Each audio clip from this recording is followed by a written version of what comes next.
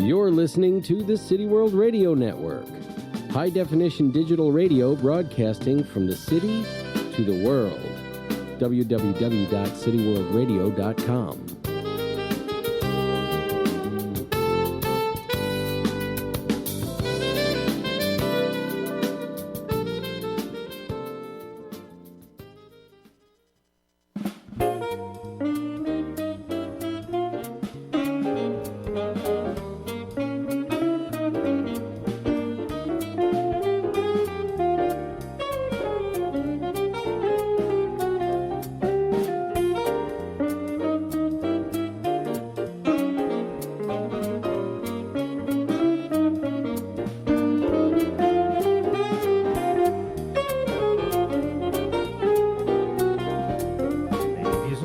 Boys and girls, it's time once again for the Johnny Mandolin Show, broadcasting live on City World Radio Network of New York City. We have a great show tonight, and I have a very special guest. You're going to hear about a very special kind of therapy. We have Ms. Smitten in studio tonight. You're going to hear her live, and she's going to tell you some things you didn't know. So stay tuned. Don't touch that mouse. We'll be right back here on the Johnny Mandolin Show on City World Radio Network.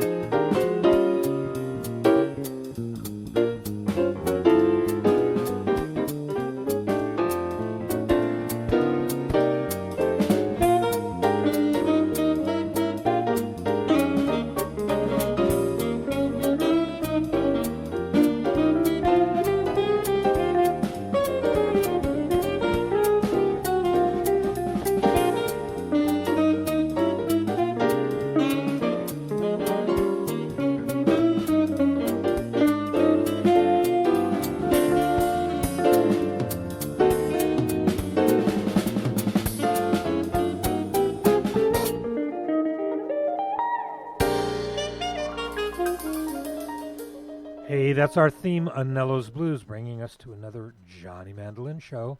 Tonight's show is brought to you by Sexton Records, audiophile jazz big band, and Italian-American music. And that's C-E-X-T-O-N, Sexton with a C, sexton.com. Thank you for sponsoring our show. All right, I want to invite all our listeners to cuddle up and listen in because our friends out in California, Mr. Phil Gonzalez, and all our listeners out there, and Chicago, Miami, Palermo, benvenuto Palermo, and we're glad to have you here. So tonight I have a very special woman who does a very special kind of therapy and is both an entertainer, a performer, and a lifestylist, and I'm going to bring to the mic Ms. Smitten. Welcome. Hello, thank you. Thank you for having me. I'm so glad you could make it in. You have quite a theatrical lifestyle. I do. I keep busy. I keep very busy. That's great, and you're a New Yorker. I am. I'm a native New Yorker, born and raised. That's great. Well, that's why we love it. Of course, we're broadcasting here from New York, and we're having too much fun. So, Ms. Smitten, yes. Tell us a little bit about what you do and your special kind of therapy and how you got into all this. I'm sure our listeners want to hear it. So I'm very active in the local BDSM community. And what is BDSM? BDSM stands for bondage and discipline, dominant submission, sadomasochism. It's just an alternative lifestyle, kind of like how you'd have the LGBTQ plus question community. We kind of consider ourselves another offshoot of that, since there's so many of the LGBT community within the kink lifestyle. It's very interesting. So it really is kind of I want to almost say like a hobby. It's not really a hobby, but it's a preferred play type lifestyle that some people are drawn to. Some people like, some people don't. But the fact of the matter is, it's not one or two people hiding out in a bedroom somewhere. This is a very large community with really people from all walks of life. Oh, absolutely. It's not like what you saw in 50 Shades of Grey. That angered many. Stupid, yeah. That angered many people in the community because it was so far from what we do. Right. So, with us, we're huge on communication and consent, and communication being the biggest thing of all. Absolutely, communication, and always consensual. Absolutely. So, tell us, Ms. Smitten, about how you discovered it, what you were doing, and how this came to light, and now what you do. Okay, so, we'll go way back before I even joined this community. When my daughter was 18 and going to college, I wanted to pick up some extra money, so I started selling adult products, so sex toys. So I got my first tax refund check, and I bought this kit, brought it home, and it was filled with sex toys. And I started throwing these home sex parties for, vanilla housewives who want to spice up their bedroom a little. Sure. You would sell lingerie and toys and all that type of fun stuff. Yeah, that was huge for a while there. Oh, yeah, it still is. Sex never goes into a recession. Mm-hmm. And people are always going to have sex no matter how broke they are. So it was a really good business. Good. Yes, I enjoyed it very much. So from there, I had a lot of conversations with people in the ordering room. And from there, I realized that there were so many people who, while they would joke about sex with their friends, really had nobody to talk to. Yes. I never realized just how much people didn't have someone to ask really sensitive questions to until I was in that ordering room, and it would be a whole different story. So you were actually giving some therapy to women one-on-one. Well, and the couples. Because a lot of times the last ordering person of the night would be the hostess, and by that time the husband or partner would come home, and I would sit there with the two of them, and it would be these really in-depth conversations. So instead of a 20-minute ordering room session, I'd be in there for an hour. Nice. Yeah, helping them out and giving them advice. I see. And then as you developed this, obviously you had clients or a group of people you would return to, or how did you get business? Well, with the companies I was with, I've been with several companies. Unfortunately, several of them went bankrupt. But they would do their advertising as well, and people would sign up through their website. I would have my own website where people can request me as well. I would advertise on Craigslist, on Facebook, and through family and friends and word of mouth. If someone had already been at my party, I would offer them discounts if they gave me referrals, things like that. So word of mouth was huge, as well as social media.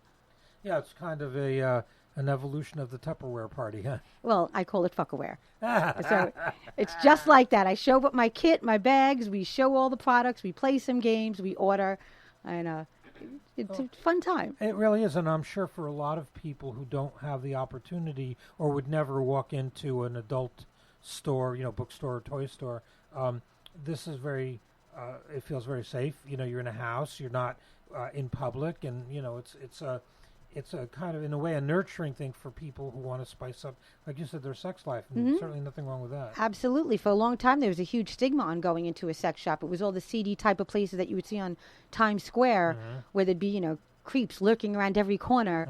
So it's a safe place for women and for men to purchase these items, ask questions about them when not feeling embarrassing. These days, it's a lot easier to walk into an adult store. Right. It's a lot more accepting these days. It's not quite, it's a little more generic. Yeah, and there's no stigma. It's not as big of a stigma as it was back then attached to it. Right, and because you are in a situation where you're going into someone's house, I mean, normally I would think that people would walk into an adult toy store and kind of would be a little put off or kind of look at the thing and look at it hanging on the wall, but you're in a situation where they can hold it in their hand. Oh, yes, and we'd play games with it, so that was my favorite part. Nice. You'd pick one person out of the crowd and play some embarrassing games with them, too, and make everybody laugh, and since they're all already friends, it made for a really good night. I think I only had one bad party in all those years of a group of women who just were so not into it, I couldn't understand why they had one. But besides that, one bad party in over a decade, I think is pretty good. That's damn good odds.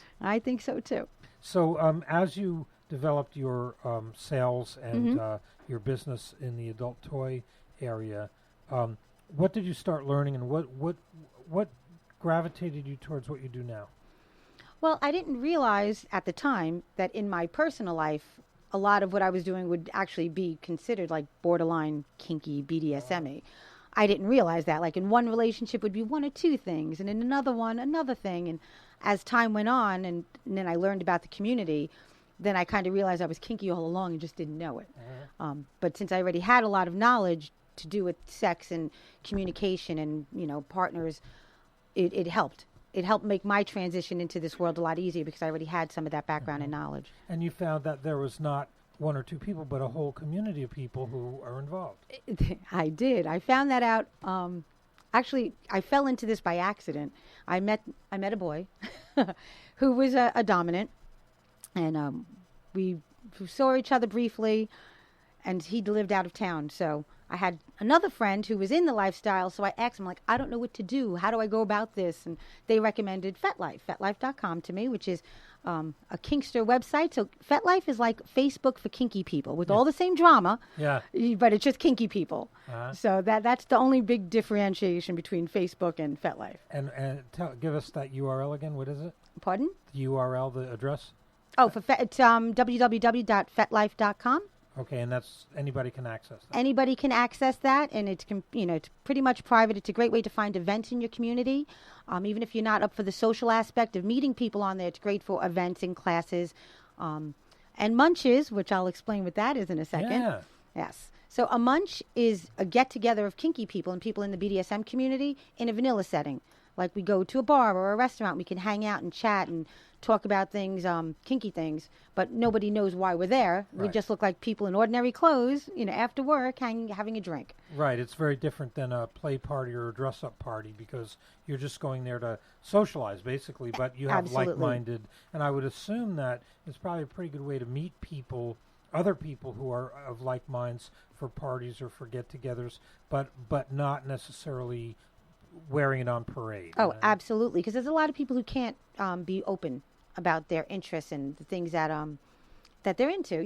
Within this lifestyle, there's a lot of people who have careers and professions that would not frown, would not be happy with them being involved in this. So a lot of people need their privacy. So this is a good way of being in a vanilla setting, and no one knows why they're there. They're just there to have a drink with some friends, and nobody would think anything odd of seeing them. Right. No, that's why it's so good. But now, since you're talking about munches, tell us about your munch. I have two munches. So I'm a munch leader for one that's called the Harlem Munch. There's actually 6 leaders on that one because we're such a large munch. We meet every other Wednesday at the Harlem Tavern up on 116th Street here in Manhattan. We get anywhere between 20 and 60 people, which is fantastic. So we not only get people who've been in the lifestyle for years, we get people who are brand new and literally know nothing and are nervous and scared, and we introduce ourselves to them. We sit them down with people. We make sure they're comfortable. We try to make sure they know it's not cliquey. They could sit at any table and be engulfed in a conversation. By the time they leave, they have a whole bunch of new friends, and hopefully good conversations. Yeah, it's very social, and it's not at all judgmental. And that's where I met you. That's right. Well, I happened to stop in, and sure enough, I was looking for a radio guest, and you qualified. I was there. Ding, ding, ding. Winner, winner, chicken dinner. I know. How about that? So you had to then, as you discovered this, you started realizing more about yourself, and then you really started figuring like you're not that far removed with your adult toy business. So tell us about your gradual entrance into this world and what you do and your therapy you give, etc. Okay, so when I met that boy, I found out about FetLife and I saw an event. So first I went to a class that I had seen listed, and I met a wonderful group of women. So shout out to the sassy ladies. So it was a group of women, and they were doing a new and nervous class, which was the best first experience ever because they gave me a lot of information that I didn't have. And from there I went to a munch. And then after that, I went to my first play party. And at that first play party, I met some really good friends who I'm now best friends with, and they're still all in my life. But those first parties, I literally just sat there on a couch sipping wine watching. And I was amazed by the things that went on at these parties. Well, let's talk about the difference between a munch and what you called a play party. Play party is a BDSM party. So at these type of parties, you'll meet other people, but there'll be music, kind of imagine like a kinky nightclub, but there'll be stations and you'll see different types of play. And by what I mean by play is not sexual, but you'll see people flogging or whipping or getting spanked, and there's a lot of different types of play like that. A lot of role play. A lot of role play and a lot of wonderful outfits. People who are into latex, like Myra Dellas. A lot of people into latex, leather. I'm now part of a leather family, so I'm always wearing my leather. But I learned a lot about different types of people and different types of play just from going to those parties. And it's a little bit like, in a way, it's almost like dress up. It's like Halloween on every night that you want to be, because you dress up, and it's not like you went to a party and you're the only one there in latex or something. No, absolutely. So my first party, I was terrified, but I was comfortable really quickly. And after that, I fell in love with the scene, and I literally jumped in head first. I went to so many parties, so many events, so many classes, to the point that people didn't realize I was so new to the scene, because I literally jumped in head first and learned everything I could, and and now we've transgressed to the future. Yeah. Yeah, a good friend of mine, mentioning latex, had a wonderful store in Los Angeles called Fit to Be Tied Fashions, and they had really high-end latex, like they did the costume for Catwoman in the movie. Oh, fantastic! And the Crow, and Bill, and he's not in that business right now, but he had probably, I would say, the best latex store in the United States. And again, this was not the stuff you buy for $20 at your local. Oh yeah. No, the only store I've bought latex in has been here in the city. It was the Baroness. Yes. Which is where another big latex. a East huge Coast place to go. Yeah. So if you go to the East Village, they'll be more than happy to dress you up. And I think that one of the interesting things too, I was reading, I forget, in one of the fashion magazines, maybe it was Vogue or one of them, but they were saying how these fashions have so permeated the mainstream fashion that absolutely now, 20 years ago, if you saw a woman in a latex catsuit, you'd be like staring, and now it's like you go to any club and you'll see half a dozen, Even in music videos, I've seen a lot of female performers wearing latex outfits, and I'm always like, yes, thank you. They're making it more mainstream and more acceptable. Yeah, and they should. So now you got into it, you jumped in head first, you started meeting people. How did you start developing your practice and some of the specialties that you have? Okay, so the first type of play I ever experienced was called fire play. So fire play is it's a wand, a cotton wand, and it's lit on fire and it's rubbed all over your body, and it feels like a warm massage. So kind of like the same type of heat you would feel with a hot stone massage. Well, I fell in love immediately from the very first time, and after about 2 months, I had the opportunity to learn. And I jumped at that chance, and once I started doing fire, I ran with it. So that's my specialty right now, is I do fire play on many, many, many people at several events here in the city. Now, that sounds incredibly dangerous. So tell our listeners about what that really does and what it means. Okay, well, first off, we have safety practices that we keep in check. I practice a thing called RAC, which is risk-aware consensual kink. So I make sure that the person I'm playing with, first off, knows all the risks, because we are playing with fire. It can be dangerous. But I'm always prepared to be the person to fling myself on somebody if anything went wrong and take it. But it's something that you have to negotiate with somebody. They have to understand that there are risks, because I am putting fire all over your naked body. So while it feels amazing, people still need to be aware that accidents could happen. Yeah. No, that sounds pretty dangerous to me. What other safeguards do you have? I mean, somebody's standing by with a fire extinguisher or a blanket? Or? Well, I always have a fire extinguisher near me. I also make and sell fire wands and fire kits, and even in the ones I sell, I put some flame retardant cloth in there, as well as a fire extinguisher. I teach fire play as well, and I'll teach them different safety techniques on how to make sure you don't set people's hair on fire and things like that. But I mean, that obviously a lot of people have dangerous hobbies. I mean, jumping out of planes, and this is true. Hang gliding, and so there's and much more dangerous than this. So it's not the danger level, I'm sure, is in check. It's just a very interesting thing, because that's not something you'd normally even see at a play party too much. Oh yeah, no, especially with women tops. There's not a lot of women who are doing the fire play, so I'm kind of a novelty. So when people come to events and see me there, they tend to come up and want to jump on my table, which is fun. That's great. I have a massage table. I travel with it. It works well. Right. So in a way, it's a different kind of therapy. It is. But the funny part is, I tell everybody, they're always scared of the fire at first until they get on my table. And then we do impact play, which is like beatings and spankings. And then they realize that they should have been scared of me and not the fire. And then it's like, ha, ha, ha, ha, ha. That's just how I lured you in. That's funny. Well, if you're listening in tonight, we're talking to Ms. Smitten, and she is a lifestyle therapist of the BDSM world, and a very interesting conversation. We're going to be right back with her. We're going to hear a song from the amazing New York jazz guitar player Larry Luger.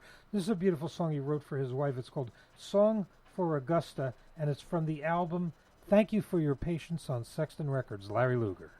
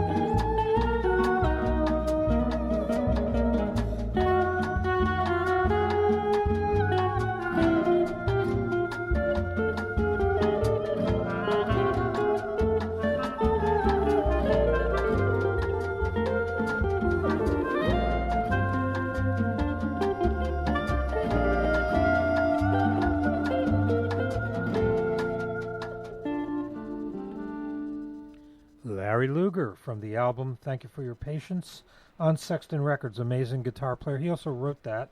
And Larry hosts a show every Wednesday on this network called the Sexton Records Jazz Hour, and it's hosted by Larry Luger.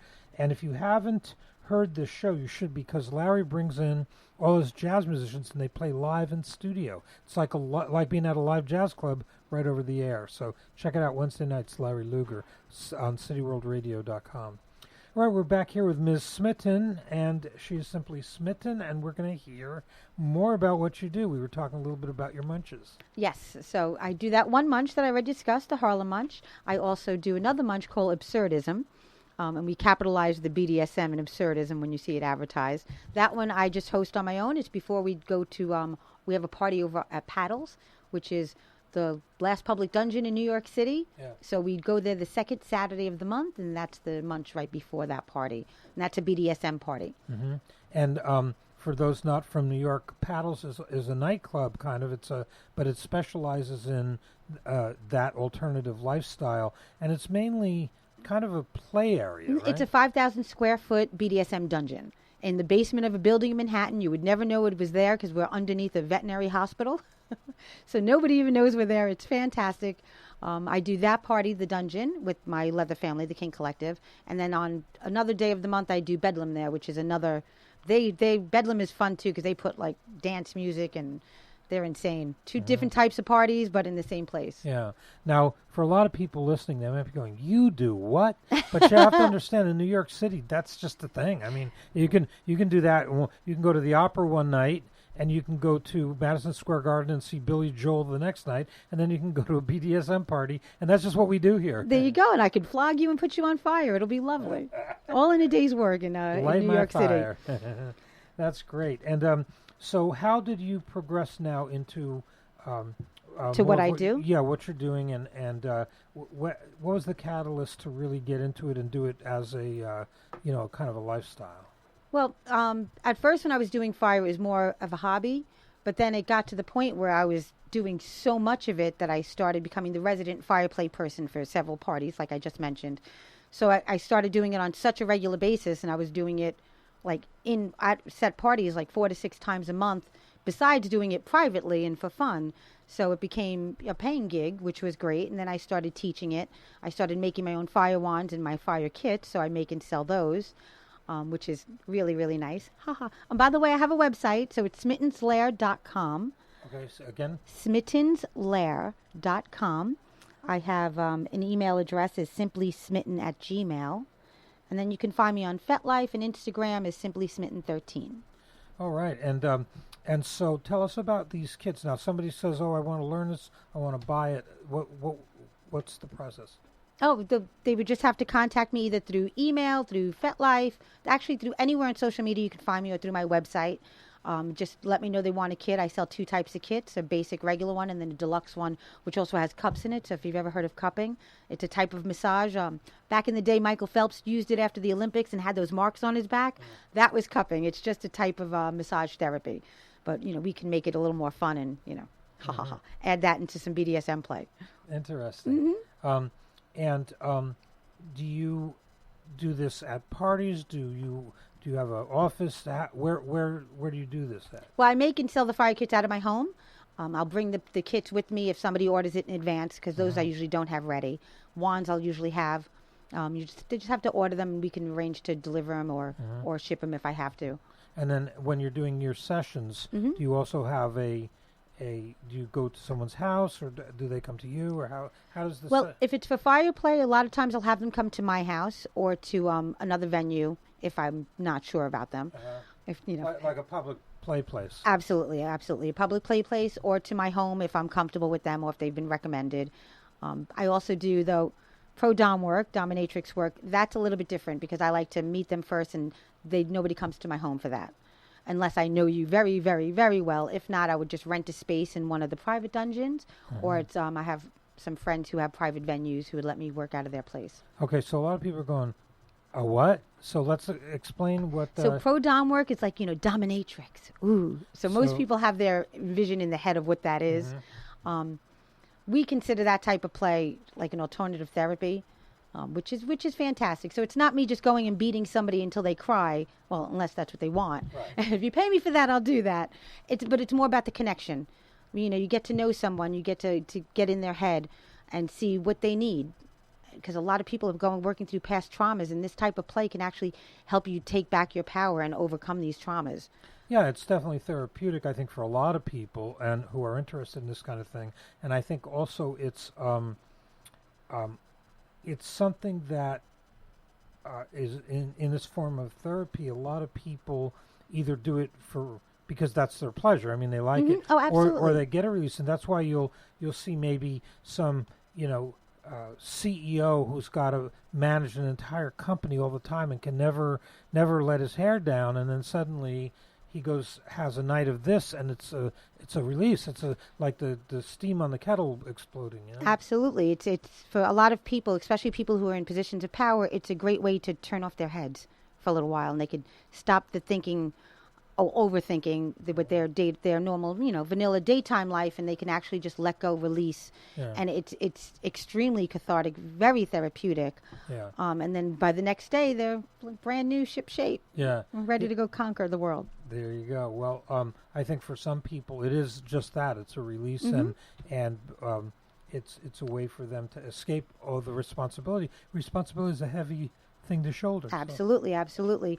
And now not everybody does this for the catharsis and the therapeutic benefits. There's a lot of people who are into it just in the sexual aspect of the kinky play and being dominated in the bedroom, which is a totally valid fantasy, and that's where most people's interest first comes to play, is a little bit of kinky sex, and then they get interested more in the headspace behind it and the psychology behind it, and that's how a lot of people actually progress further in this lifestyle, that desire to know more.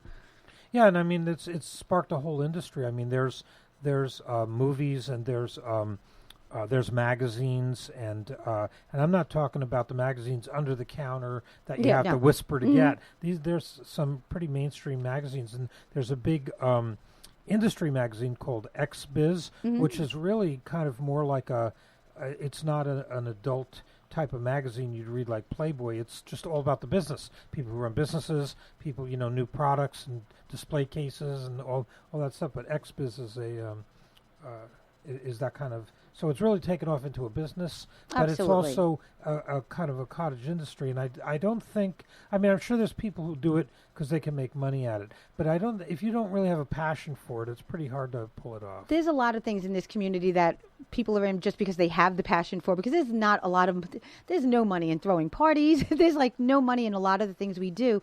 It's just the love for the lifestyle. Yeah. And that's what makes so many of us do what we do, whether it be throwing parties or holding munches. I mean, I make nothing at these munches. The parties I make, very minimal. My money is more in the private sessions.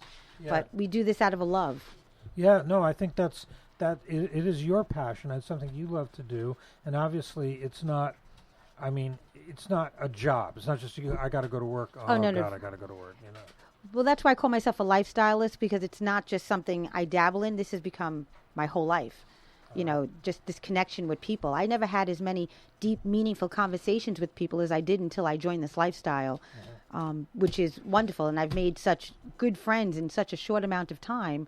I've only been in the lifestyle for about 3 years. Yeah. And I've made more friends in the past 3 years and deep connections than I had in my entire life. Yeah. So this is just my life now. Right. Well, it's like-minded people, and it's passionate. It's very passionate. Absolutely, so absolutely. People who have passions are going to, share this with each other. Absolutely. The people in my leather family, that's how we all came together, and we formed a leather family because we all shared all these passions, and we wanted to teach and educate people and let them, explore and, and learn on their journey. And we were so happy to be able to help a lot of people on this journey. Yeah. Now I don't know what you mean by leather family. Explain. Okay, leather family. It's people who join in with like minds. Yes, like back in the day, a leather family would be, the motorcycle guys with the leather jackets, or in the gay community it would be the gay leathermen. But it's kind of evolved to much more than that. Basically, it's our chosen family. So I have my chosen family, and we're the King Collective, kingcollective.net. You could find me there too. So it's our chosen leather family, and us in particular, we're just really big on meeting new people and education and and community. That sense of community is huge for us. It really is. But it's just a chosen family. That's what I seem to notice, is there's a lot of community involved when you describe what you do. No, absolutely, absolutely. Yeah. I thrive on that. That's great. Well, we're talking to Miss Smitten, and we're having fun. We're going to be right back. We've got some music here. This is a song off of one of my albums. It's from an album called 8-String Swing, little jazz mandolin for you, and we'll be right back with Miss Smitten. I like the...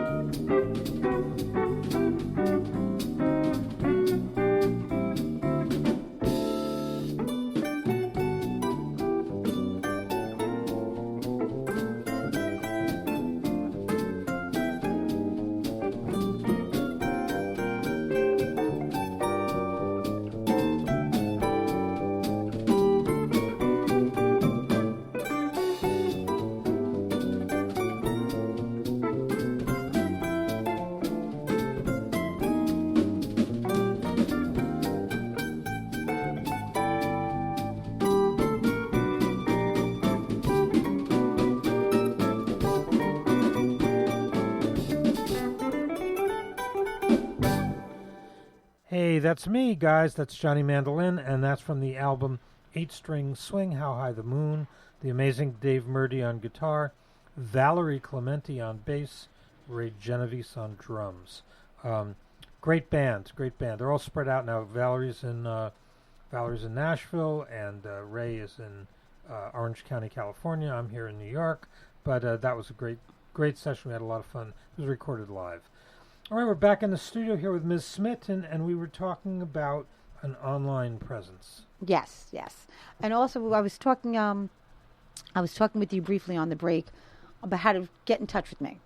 So if you have questions about the lifestyle in the community, You can feel free to reach out to me on my website, smittenslair.com. You can reach me through my Leather Family's website, kingcollective.net. If you're on FetLife, Simply Smitten 13, as well as Instagram, Simply Smitten 13. Twitter is Smitten Simply, because Twitter reversed it and I didn't realize. But I'm available all those ways, or simply smitten at gmail.com. Feel free to reach out to me. Send me messages if you just want questions answered. Maybe there's things you're curious about that you just didn't know about. I'm more than happy to direct you in the right area to learn more, or answer them, hopefully answer them and give you that guidance that you need. Yeah, and if you're in New York, any of these events, I'm sure you'd love to meet these people if they want to come out. Absolutely. You're more than welcome to come to any of the munches I'm at, any of the play parties. Come up and introduce yourself. So it was the Harlem Munch, the Absurdism Munch, as well as the Dungeon Party and Bedlam parties at Paddles.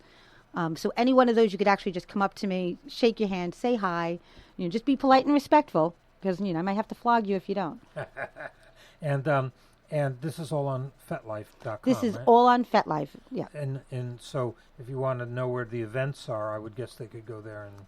FetLife is a fantastic resource of events and classes as well as the parties. So if you're just curious about the lifestyle, it's also a great resource because there's a lot of bulletin boards in there with a lot of different topics. So if you're curious about things, you could definitely find answers to those questions that you have. If not from me, through the website, that should help. I think that's great. Now, where is this all going to go? Where do you see it evolving, and what are you doing in your career that you see? What's going to be new? Well, since I've been transitioning from working my vanilla day jobs to doing this full time, so it's just going to be more of the professional domination sessions, a lot more of teaching the fire play, selling the fire kits, as well as hopefully I'd like to teach more and teach other areas, especially with the communication and how our leather family is. We've been doing podcasts, which we've been working on, which haven't been out yet, but we only released a few live feeds so far. But we're just hoping to reach a wide range of people and just help educate and hopefully, take it nationwide, if not globally. Well, you are today. Yes, absolutely. In 46 countries today. Mm-hmm. So, and if you're interested in booking a session, just know, though, I do insist on meeting people first, like a coffee meet beforehand. I don't just go over to your house and beat you. Yeah. I have to get to know you first. That's a big thing for me, and actually knowing someone and getting that connection. Yeah, I'm sure.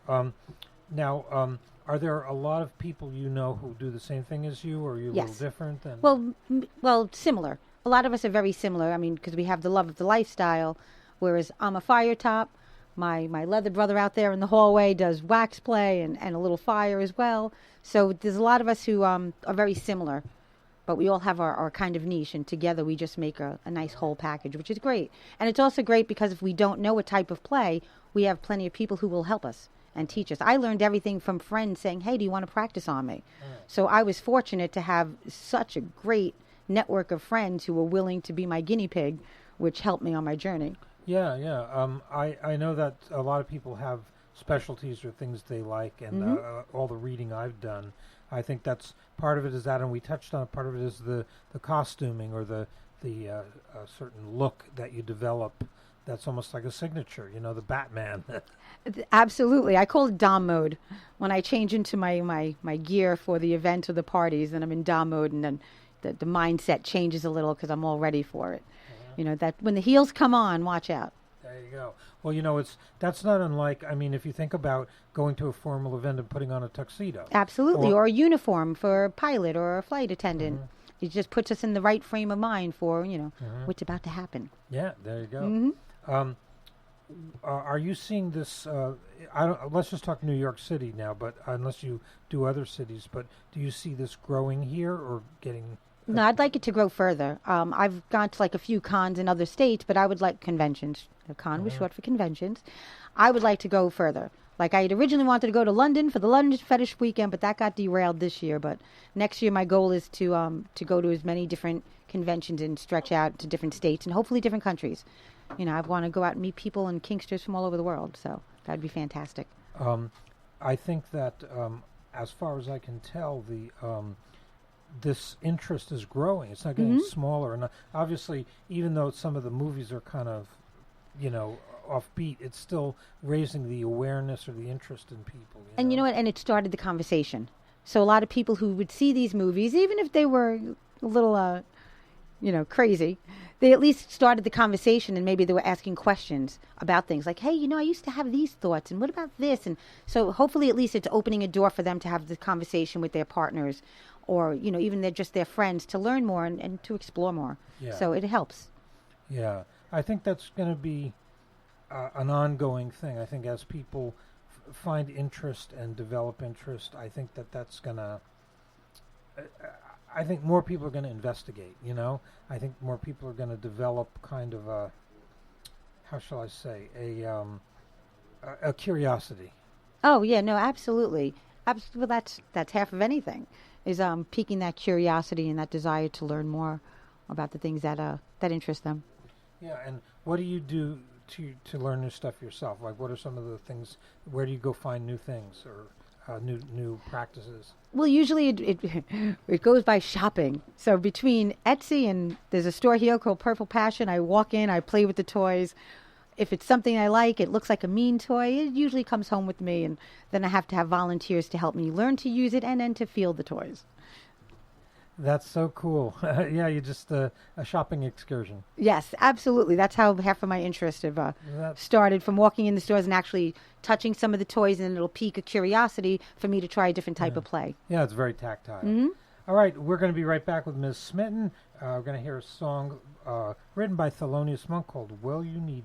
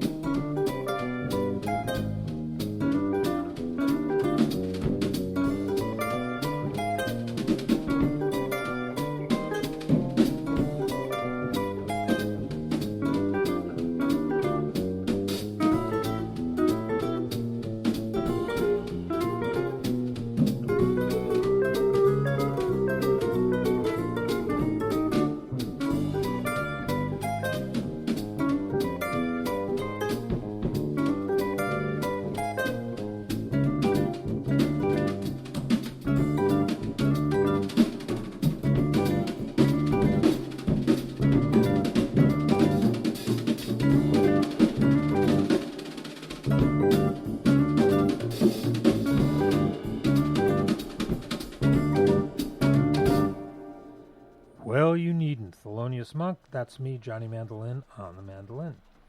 Too much fun.